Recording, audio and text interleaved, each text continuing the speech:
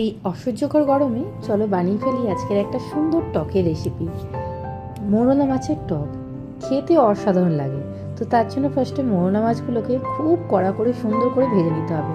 সামান্য একটু নুন, হলুদ, লঙ্কা গুঁড়ো মাখিয়ে ভালো করে মোরলা মাছগুলো ভেজে নেব। ভেজে সাইডে তুলে রেখে দেবো। যে হারে অসহ্যকর গরম পড়েছে, ভাতের পাতের শেষে টক হলে মন্দ নয়, কি বলো? তো চলো মোরলা মাছগুলোকে ভেজে সাইডে তুলে রেখে দিলাম। এরকম বেশ কুড়মুড় কুড়মুড় আওয়াজ হবে, তখনই নামিয়ে নেব।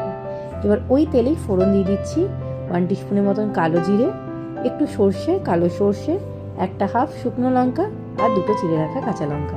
ব্যাস ফোড়নটা থেকে যখন অ্যারোমা বেরোতে শুরু করবে তখন এর মধ্যে দিয়ে দেবো স্বাদ মতন নুন, পরিমাণ মতন হলুদ, লঙ্কার গুঁড়ো, যেরকম তোমরা ঝাল খেতে পছন্দ করো, আর তেঁতুল গোলার জল। তেঁতুলটাকে আগের থেকে ভিজিয়ে রেখেছিলাম।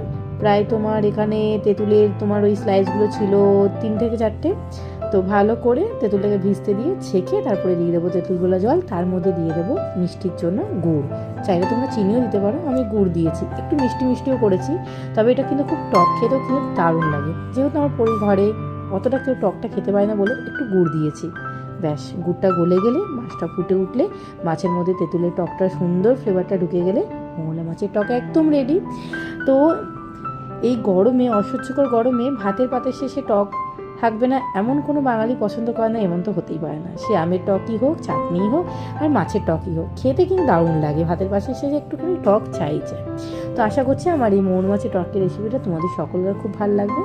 তো প্রতিবারের মতন একটাই কথা বলবো, যদি ভালো লেগে থাকে অনুরোধ চ্যানেলটাকে লাইক, কমেন্ট, শেয়ার, সাবস্ক্রাইব সব করে দিও। তো চলো টাটা, দেখা হবে নেক্সট এপিসোড।